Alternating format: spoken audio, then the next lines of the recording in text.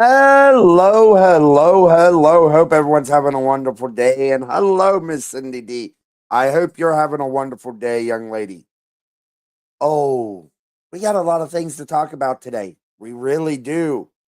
And it's going to be an interesting one because we're going to get into stuff that they might not be very happy about. Just saying, they might not be very happy with me after this one. Just saying. Because I don't think what they're doing is right. What they do is not right. But what do you expect? What do you expect? So, with that being said, we're gonna get into my shortened version of my intro because uh the old one has to be taken off. But we'll get I'm in the process of trying to get a new one. So, with that, I hope you guys are ready for all of this information because we got some information to do.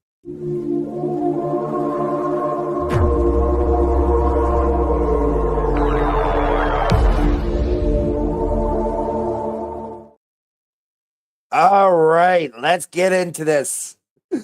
Yeah, I'm going to use that for the intro for the time being because Israeli, huh, Israeli Security Cabinet approves long-awaited ceasefire deal with Hamas. That's interesting. That is very interesting, if you ask me. That is very, very interesting. I just, all right. The Hello, Michelle. Hope you're having a wonderful day, young lady. But yeah, the Israeli Security Cabinet approved the long-awaited ceasefire deal with Hamas on Friday, overcoming a key hurdle to put a pause to the fighting in Gaza and allowed for the release of dozens of hostages held captive by the terrorists for 15 months. Uh,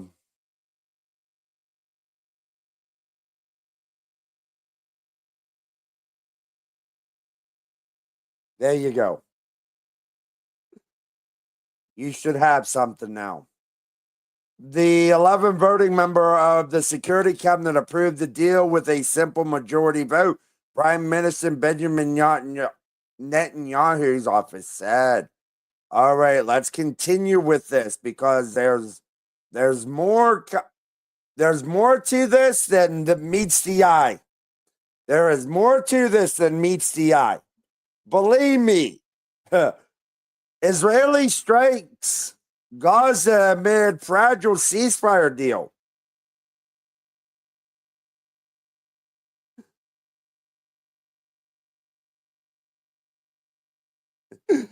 Uh,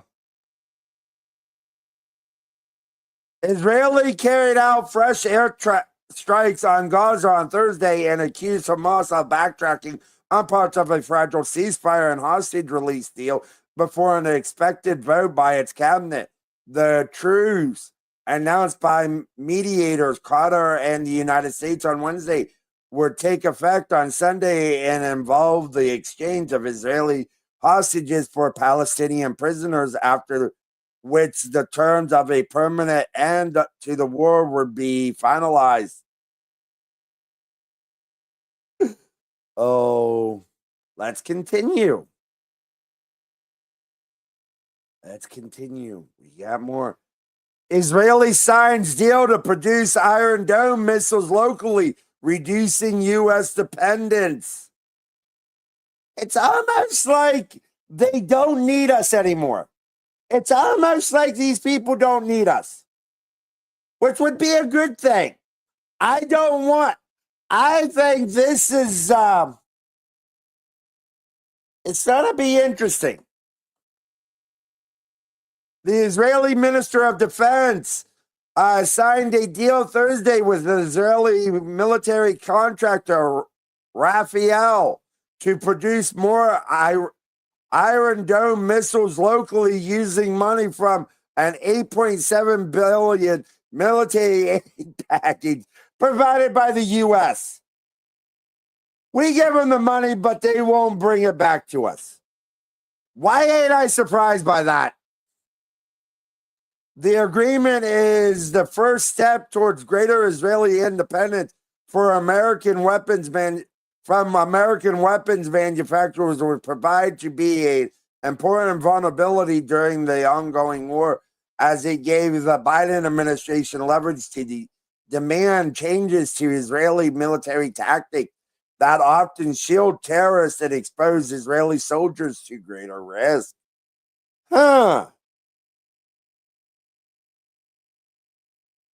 That's true. That's very true, Cindy. But now we're going to get into something that you guys need to know.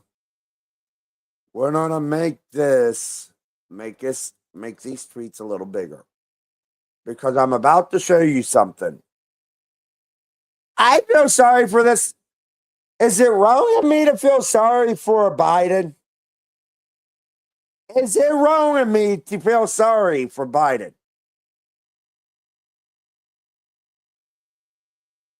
All right. The people who called us a threat to democracy and the Constitution just unconstitutionally declared a constitutional amendment into existence. You can't make this stuff up. Thanks a lot, Cindy. I see how you are. All right. POTUS. Today I am affirming what I have long believed in, what 3/4 of the states have ratified. That's very true. Now,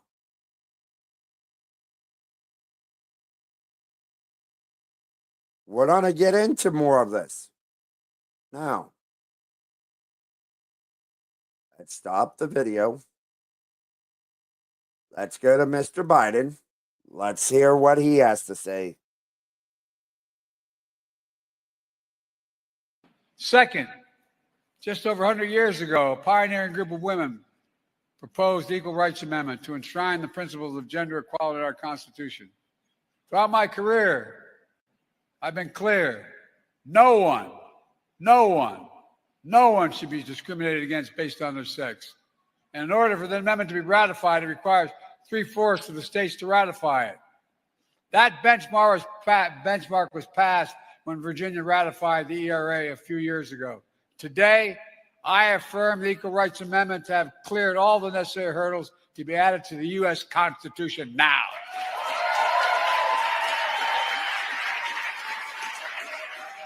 The Equal Rights Amendment is the law of the land now. It's the 28th Amendment to the Constitution now. Second. Now, so he just said we got a 28th Amendment. He just said in that video that we have a 28th Amendment. Can someone please tell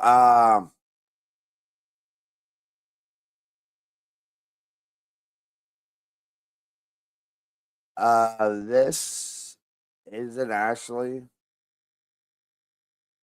actual news. POTUS, the American Bar Association has recognized that the Equal Rights Amendment has cleared all necessary hurdles to be formally added to the Constitution as the 28th Amendment.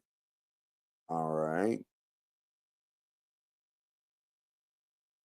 I support on it's long overdue. But the thing about it, you guys get to see something. The Archivist of the United States has confirmed that the ERA failed to be ratified by the deadline imposed by Congress and thus is not law. Justice Greenberg previously also declared that ratification had failed.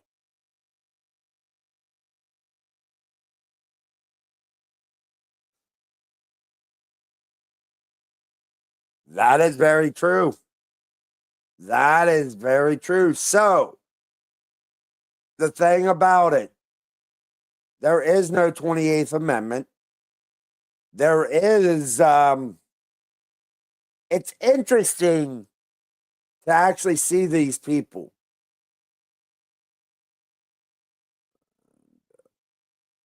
Let's continue. Now, since we're talking about the Supreme Court and the archivists and all the courts, Supreme Court upholds law that bans TikTok if its Chinese parent company does not divest. Uh-oh. Uh-oh. The White House says it will be on Trump administration to implement the law that requires the app to be sold or banned. The U.S. Supreme Court on January 17th turned away TikTok's request to hold a federal law requiring indirect owner ByteDance to divest itself of the company by January 19th or cease U.S. operations.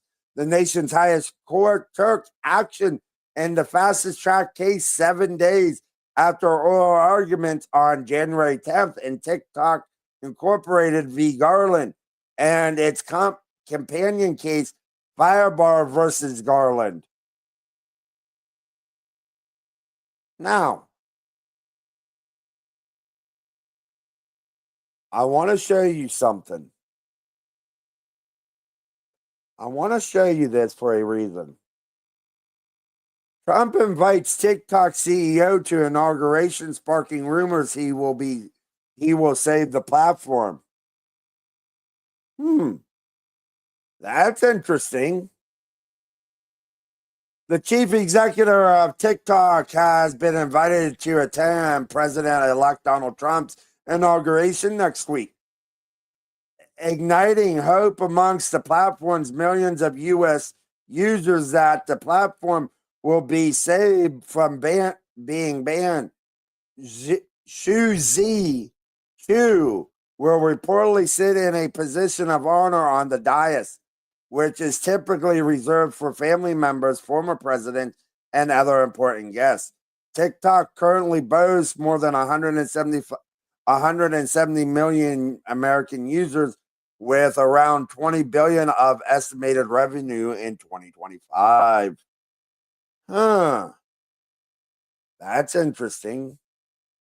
All right. Now, Nancy Pelosi will not attend Trump's inauguration. Michelle Obama will also not attend the swearing-in ceremony. All I'm gonna say is, do they know something we don't? Do they know something we don't? Because this is interesting. I figured Nancy would want her face up in the grill of Trump because of the things that she has said. I wonder if this is really. Did they know something that we didn't? Did they know something we didn't? Because something tells me there was a reason why they did this.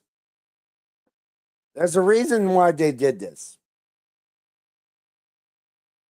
Former Speaker Nancy Pelosi has confirmed through a spokesman that she will not attend President-elect Donald Trump's inauguration Monday. Pelosi, who attended Trump's inauguration back in 2017, did not give a reason for skipping out on the swearing-in ceremony.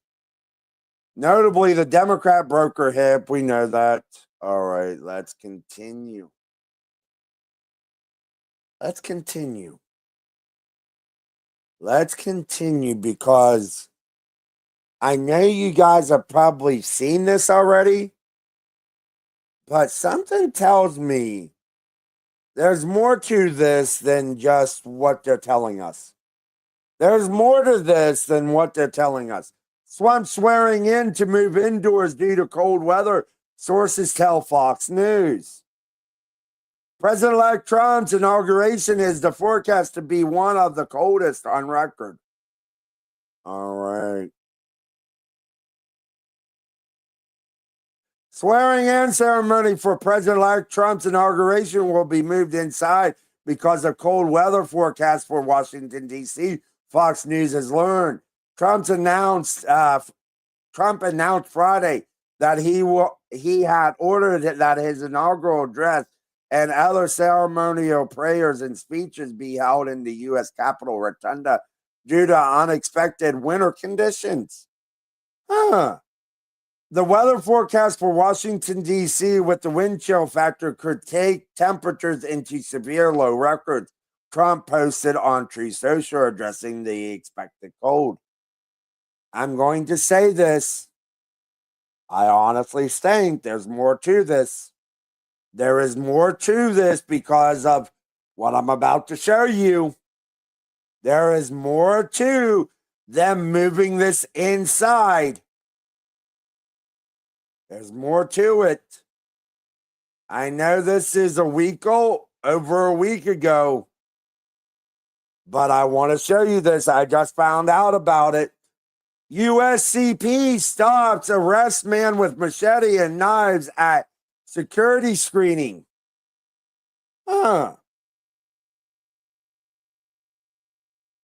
United States Capitol Police officers prevent a man from bringing a machete and 3 knives past the screening checkpoint in the Capitol Visitor Center. Just after 2 p.m. during security screening at all CVC's North Doors, USCP officers spotted a machete and a bag which was going through the X-ray machine. Officers stopped the machine and searched the bag which contained a machete and 3 knives. Why do I have this with Trump? Why do I have all this stuff with Trump? Because of this. It's because of this video. I want to show you this.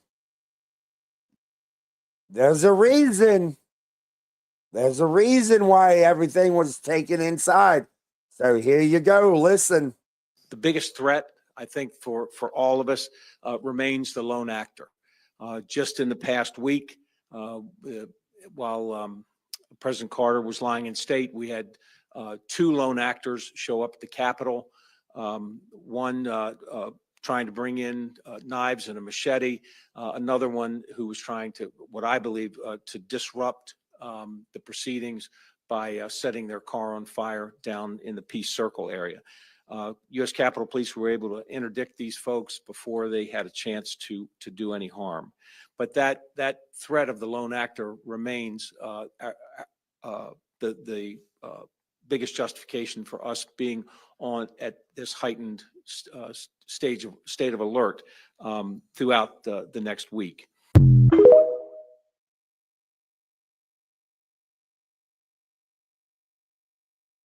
People, have you figured it out yet?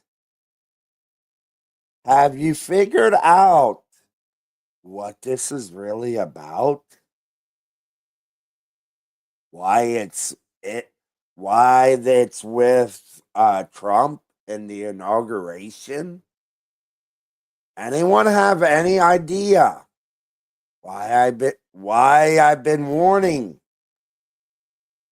I've been warning people about this. There's more to it.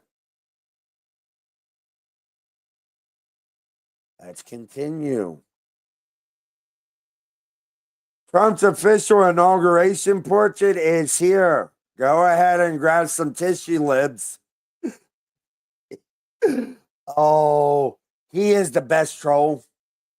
He really is the best troll. The Trump van transition team just released the official inauguration portraits of Donald Trump and J.D. Vance. They're shorty sent leftists already dreading Trump's return to the White House, scurrying for a change of pants. Well, one portrait will anyway.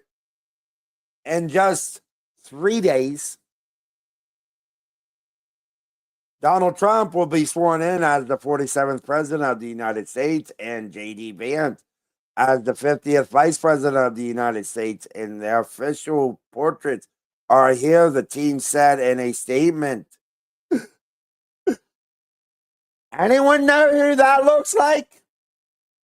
Does anybody know what that face represents? Anybody? Anybody? Oh, this is going to be fun.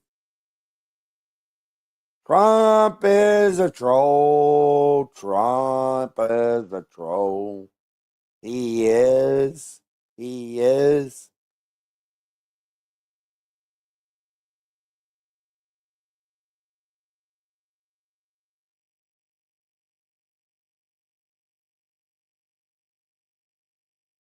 Uh-oh.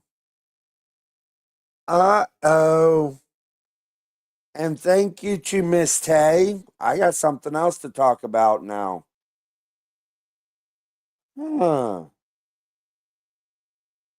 Almost like they want something to happen. It's almost like they want this to happen.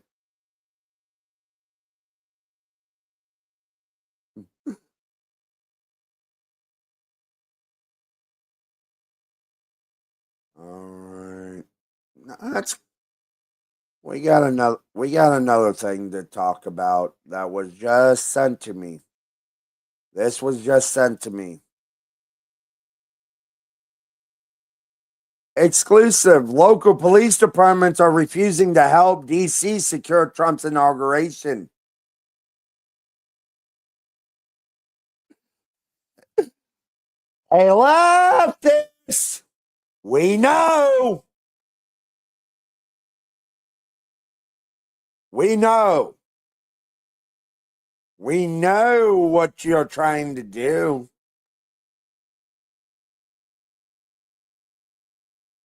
More than half a dozen local DC area police department will not be assisting Metropolitan Police Department with security for the 2025 presidential inauguration. The Daily Caller has learned the MPD has been lambasted by both progressives and conservatives for its methods of policing, and the department refused to answer several questions from the caller.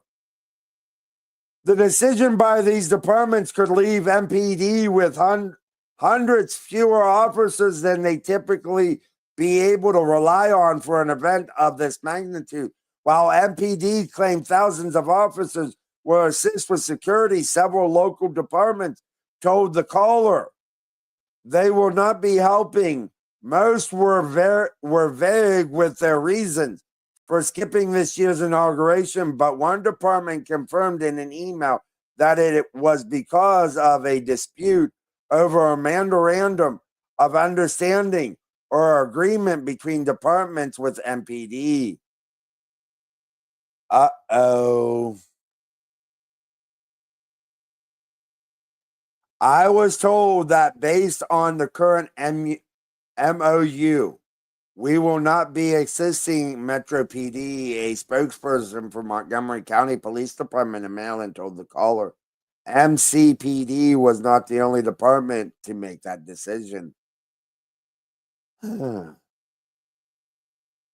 wonder, the MPD is bringing additional resources to allow their officers to serve in locations that require security. A source for the inauguration security speculated that departments might have issues with the use of force policy contained in the Metro PD's MOU. The caller reached out to MPD and inquired about its use of force policy. The department sent a link to its use of force policy but did not share further information. Let's see what this is all about.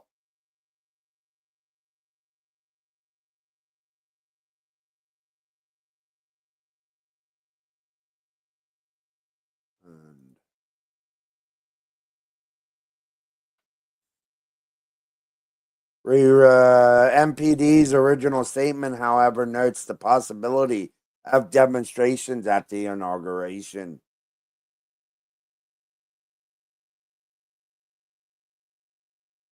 Finally finished doing some.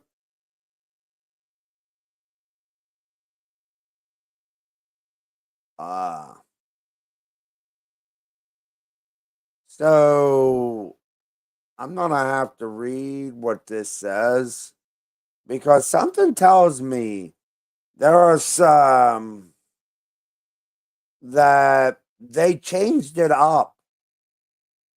Something tells me they changed it's been changed.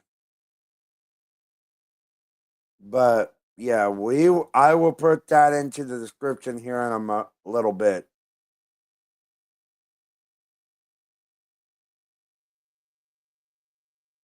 All right, let's continue.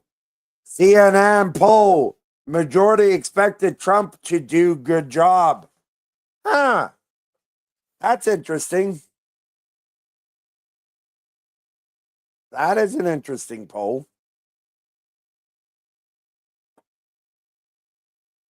President-elect Donald Trump is entering the White House with some of the best approval ratings of his political career. Most Americans, 56%, expect Trump to do a good job in his second term, with 55% of Americans approving of how he handled his transition, according to a recent CNN poll. Trump has a favorable rating of 46%, an unfavorable rating of 48%. His best numbers since the 2016 presidential election, CNN results. So the poll showed respondents are less optimistic about Republicans controlling the White House in both houses of Congress, with 53% say it was bad for the country. All right. Let's continue. Let's talk about some of these things going on, because people, we got a lot of things to talk about. We really do. We really do. And it's interesting for all of this to be happening right now. It is really interesting to have all this go on. But here we go. Exclusive. Energy experts urge incoming Trump administration to stop EPA abuse. Experts suggest Lee Zeldin and Biden electric vehicle mandate and prohibit EPA staff from working with outside groups.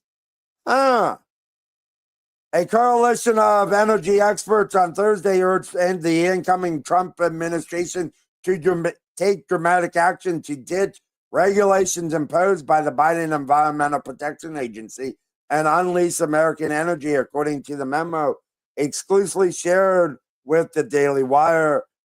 Led by the American Energy Institute, a group of energy experts sent a memo to Trump EPA nominee and former New York Rep. Lee Zeldin ahead of his Senate hearing, outlining 10 steps they think he could take to roll back EPA abuse.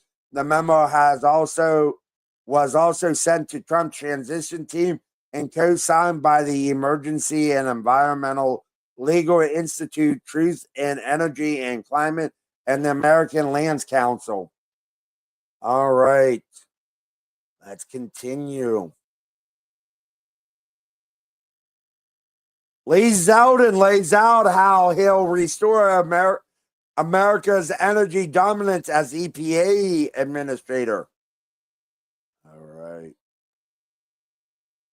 Former Congressman Lee Zeldin, President-elect Donald Trump's pick to lead the U.S. Environmental Protection Agency (EPA) was appeared before the Senate Committee on Environmental and Protection Works at 10 a.m. If confirmed, the American people made their voices heard in November, giving within a week of winning. Lee, a very strong legal background, has been a truth. Zeldin was recently named chairman of the we will restore American energy dominance, revitalize our auto industry to bring back American jobs, make the United States the global leader of artificial intelligence advancement, and slash the red tape holding back American workers from upward economic mobility. Huh. Huh. You don't say, Mr. Zeldin. You don't say. Wonder what's going on. Wonder what the heck is going on right now. It's interesting to think about all this. It is a very interesting one.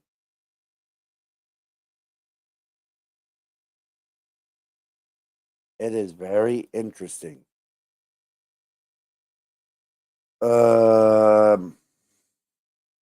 Let's continue. Extending Trump tax cuts is single most important economic issue, Treasury nominee says. And Scott did a wonderful job pushing back on the Democrats. And it's funny how their narratives were in the right. Scott Bassett, the nominee for Treasury Secretary, told lawmakers on Thursday that extending the 2017 Trump tax cuts is the most important economic issue for the incoming Trump administration to address. The comments came as Bassett was grilled during his confirmation hearing before the Senate Finance Committee. One of our pivotal tasks is to make sure that this tax increase does not happen. Can you give us your perspective on the impact that would occur in this country if we allowed this $4 trillion tax increase to happen?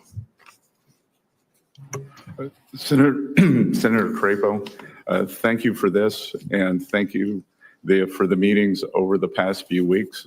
I've enjoyed working with your staff, and this is the single most important economic issue of the day. This is pass-fail. That if we do not fix these tax cuts, if we do not renew and extend, then we will be facing an economic calamity. And as always, with financial instability, that falls on the middle and working class people. We will see a gigantic middle class tax increase. We will see the child tax credit halved. We will see the deductions halved. So it will be what we call in economics, it has the potential for a sudden stop.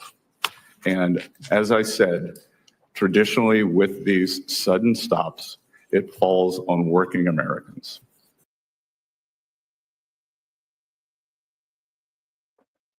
All right. You've seen that, you've heard that.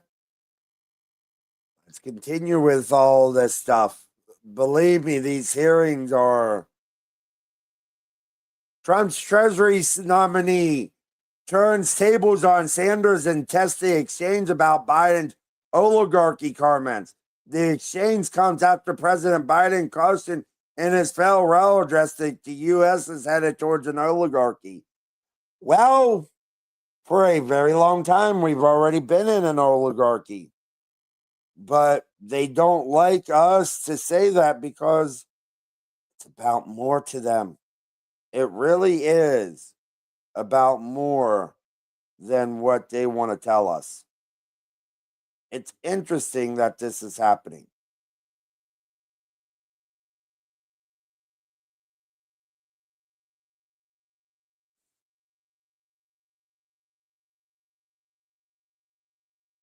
All right.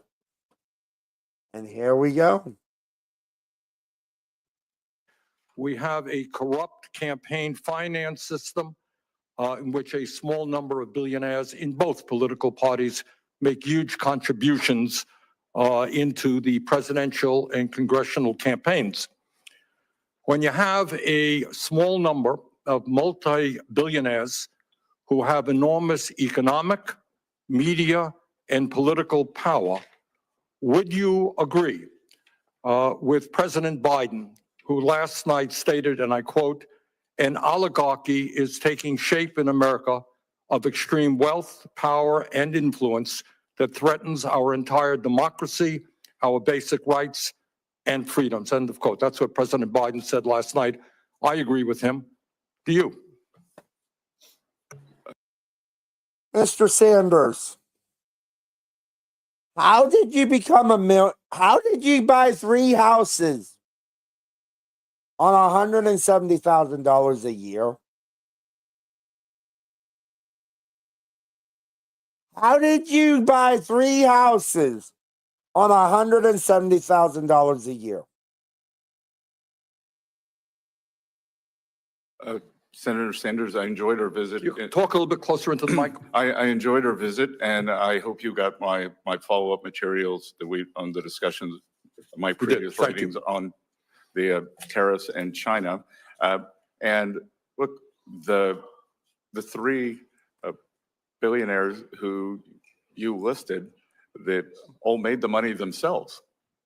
Mr. Musk came to the country as an immigrant. I understand that, but what I'm Jeff asking Bezos. you is, when you have a handful of people like Musk, who will soon be part of the Trump administration, and others, when you have 3 people owning more wealth than the bottom half of American society, when these people have enormous influence over the media, when they spend huge amounts of money in both political parties to elect candidates, what Biden said last night is we're moving toward an oligarchy. I'm asking you that question.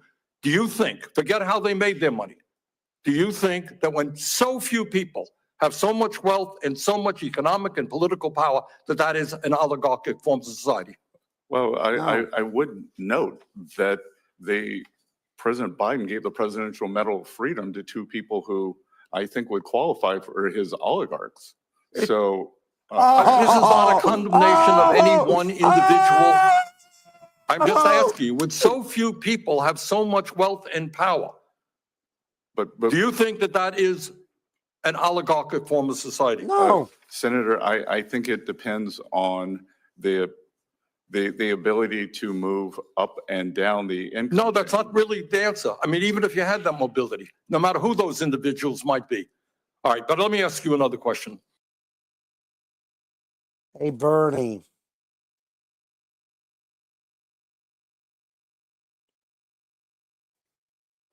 He doesn't like when people challenge him. He does not like the fact that the man challenged him because he's a better man sitting in the Senate. Hey, Bernie. You were all right when Jack Dorsey was doing it. All of you guys were all right when Jack Dorsey, Mark Zuckerberg, Jeff Bezos, when they were on your side. You were fine with that. You didn't call it an oligarchy then. You did not call it an oligarchy then. I wonder why. And talking about oligarchies, the oligarchy is the actual Democrat Party.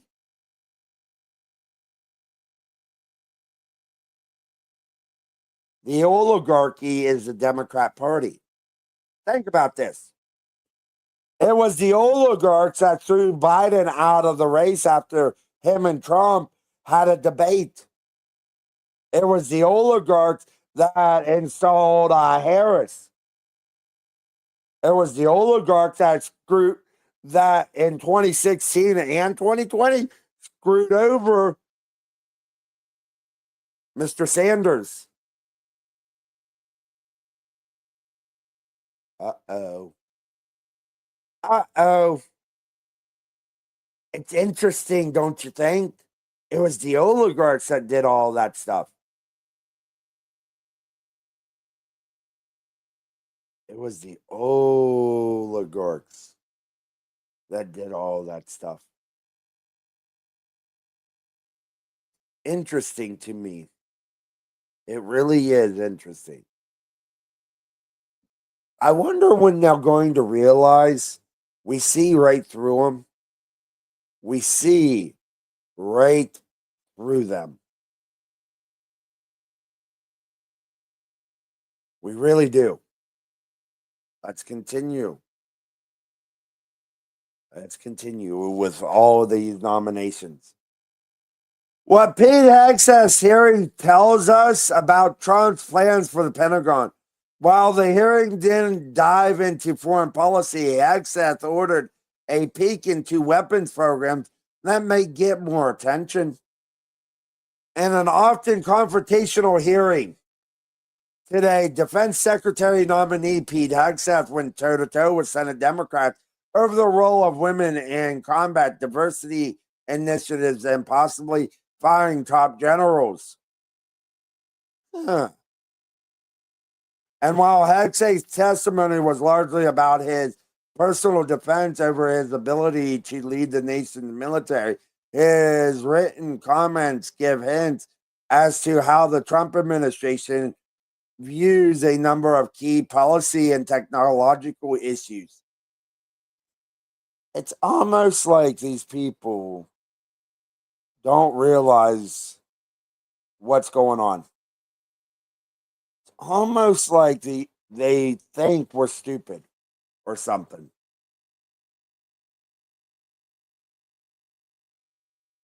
And the thing about it, if you actually read his statement, you'll understand why a lot of things are happening around the world. Just saying. And speaking of Democrats, this is the one that I'm waiting for. This is the one that I'm waiting for. Democrats are terrified of Kash Patel leading the FBI. Perhaps they should be. Attorney General nominee Pam Bondi's Wednesday confirmation hearing could be seen in several ways as a predecessor to how the Senate will approach Kash Patel, whom President-elect Donald Trump tapped to lead the FBI as director. Since Trump announced Patel's nomination, Democrats have been wiring their hands at the prospect of Patel leading the nation's top law enforcement agency. Senator Dick Durbin, during the proceedings, brought up Patel's supposed comment about the QAnon conspiracy theory cult, an issue that most people likely have thought about in years. Yeah, Democratic senators discussed comments Patel made in media appearances and expressed concerns that he has supposed enemies list of people he will target if he becomes FBI director.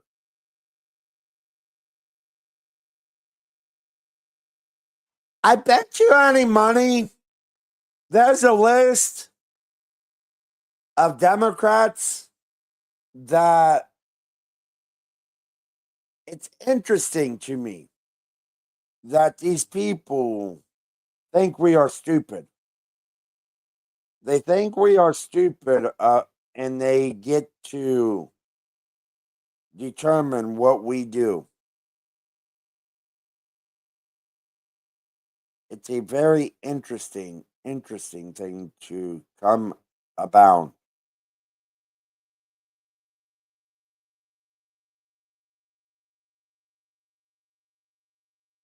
It is a very interesting thing to watch this.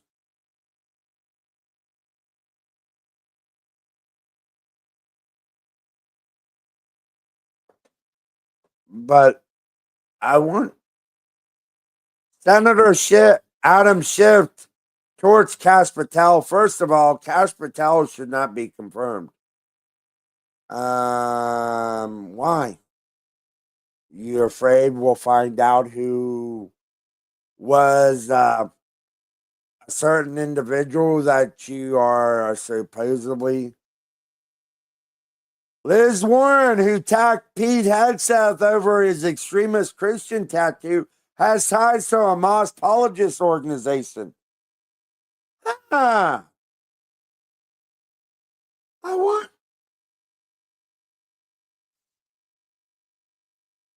Democratic Senator Elizabeth Warren of Massachusetts is taking a Trump administration nominee's Christian views despite her years-long partnership with a radical Muslim group. Warren sent a critical letter to Secretary of Defense nominee Pete Hegseth before he testified to the Senate Armed Services Committee on Tuesday, questioning his fitness, based in part on Christian tattoos that she labeled extremist, and because of a topic of the hearing. However, Warren spent years backing the Council on American Islamic Relations, CARE, which calls itself a Muslim civil rights organization, before she went quiet as the White House denounced CARE for emphasizing with Hamas's October 7, 2023 attack in Israel. It's almost like these people don't realize we have the proof. They did give us the internet. They did give us the internet. Now, wonder why they want this. I wonder why. And I'm not going to throw them under the bus. Like I said, Republicans are just as bad as Democrats. They might even be worse. Top Senate Republicans asked Bondi to support a FISA system that spies on Americans. It's almost like they think we don't watch.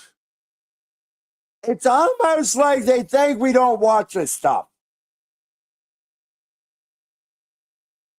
Senators Lindsey Graham and John Cornyn asked Trump AG's pick to support FISA, which federal agents can abuse to spy on Americans.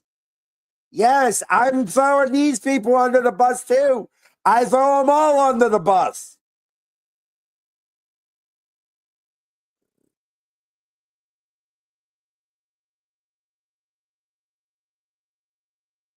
All right. So you've been asked today a little bit about Section 702 of the Foreign Intelligence Surveillance Act, also known as FISA. There are those who have repeatedly assured members of this committee, including myself, that don't worry, content of phone calls or electronic communications involving American citizens, sometimes resulting in the quote unquote incidental collection of American citizens' private conversations. Don't worry, their Fourth Amendment rights are just fine. And yet, when they incidentally collect the communications of American citizens, either because they're perhaps unwittingly talking to somebody who might be an agent of a foreign power and themselves under 702 surveillance, they get onto this big database. And at times, there are those in the government, including the Federal Bureau of Investigation, who have gotten into that database and done so, of course, without a warrant, because there currently is no warrant requirement. This has the effect of what we call a de facto backdoor warrantless search. Would you agree with me that that is potentially concerning anytime an American citizen's private conversations are intercepted, stored, whether as an incidental collection or otherwise? They ought not be searched without some kind of probable cause showing. I assume you'd agree with me on that. Yes. Yeah, it's important. Sometimes people will defend that by saying national security is involved, as if that's the beginning and the end of the inquiry. That has never been the case. And I hope and pray it never will be the case, because that's not what the Fourth Amendment says, not what it does, not what it ever can be. So it's my sincere hope that the next time FISA 702 comes up for reauthorization, Congress finally do what it has been avoiding for a long time, which is to ensure that this doesn't happen. We've heard again and again from people who, if you're confirmed to this position, will soon be your predecessors, prior occupants of the position to which you've been nominated and to which Mr. Patel has been nominated. Don't worry, we have good people. Don't worry, we have good systems in place. Don't worry, it's as good as a warrant requirement, the internal approval procedure that we have within our system. And yet we found out time and time again that this has happened by some accounts, hundreds of thousands of times. These things have been accessed where searches, foreign American citizens, private communications that have been intercepted and stored through incidental collection have been searched without those safeguards being met, including instances where people just wanted to check on, to cite one example, whether his father was cheating on his mother, or in other instances, doing background checks on someone looking to lease an apartment that he owned and was looking to rent out. This is unacceptable, and And they wonder why we get angry, why we would pick somebody like Donald J. Trump to lead this party. It's almost like we knew what was coming. But I love that Mr. Mike Lee, Senator Mike Lee did that, because it shows. Now,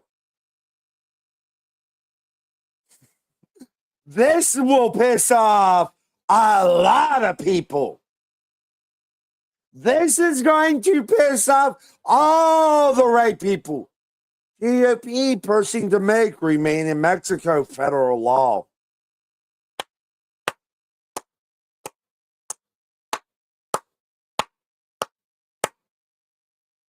Uh-oh. Republican lawmakers in both houses introduced legislation Thursday to resurrect the migrant protection protocols known as Remain in Mexico program, a key immigration policy of President-elect Donald Trump in his first administration. Senate lawmakers, in fact, held a hearing on the policy Thursday morning. They did. The policy implemented via executive order by Trump in 2019 was dismantled by President Joe Biden in 2021, replacing it with catch and release policy that spurred the presumptuous increase in illegal immigration. It's I think Republicans know their jobs are on the line.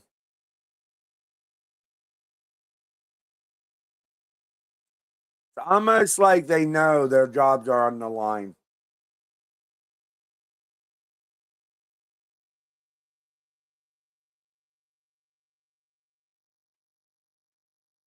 All right, let's continue. If you need further proof that Democrats will go to any lengths to damage Trump, this is it. Yeah. In this episode of Justice Be Damned, full speed ahead with lawfare, unsurprisingly, House Judiciary Committee Democrats are pressing already disgraced Attorney General Merrick Garland to release a report detailing Donald Trump's mishandling of classified information.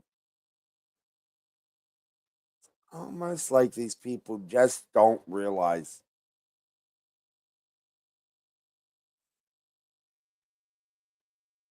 According to the report by Politico, Democrats are urging Garland to release a second report on Trump's alleged mishandling and concealment of said document, even if it means dropping charges against soon-to-be president's alleged accomplices, proving yet again that TDS-riddled Democrats will go to any lengths to sabotage or destroy Trump as he begins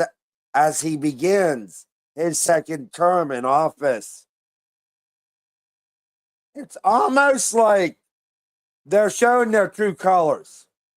It's almost like these communists are showing their true colors.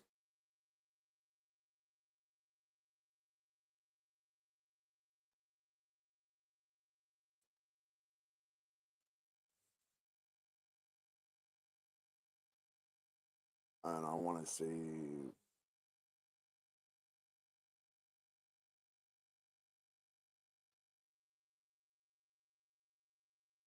All right. Let's continue. We got more. Actually, you guys got two more on. Actually, this is your last one. This is the last one on YouTube. Ohio Governor Mike DeWine announces his pick to replace J.D. Vance in the Senate.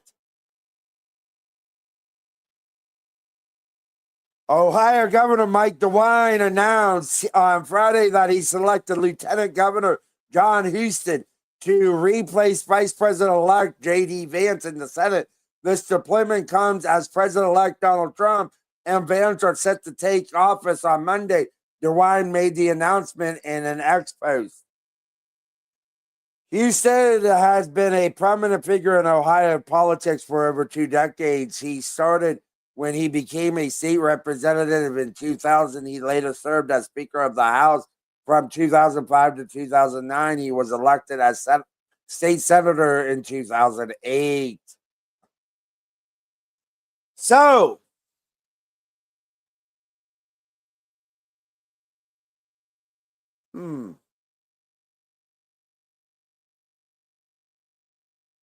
So that is who is going to replace J.D. Vance.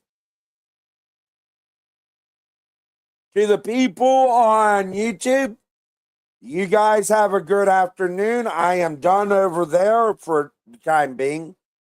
To the people on Rumble, I will be with you and we will finish up what the rest of the Daily Show. Everyone, please, people on YouTube, please remember to be good to one another because we are in this together, no matter if you're left, right, or center. I'll see you guys on the next one.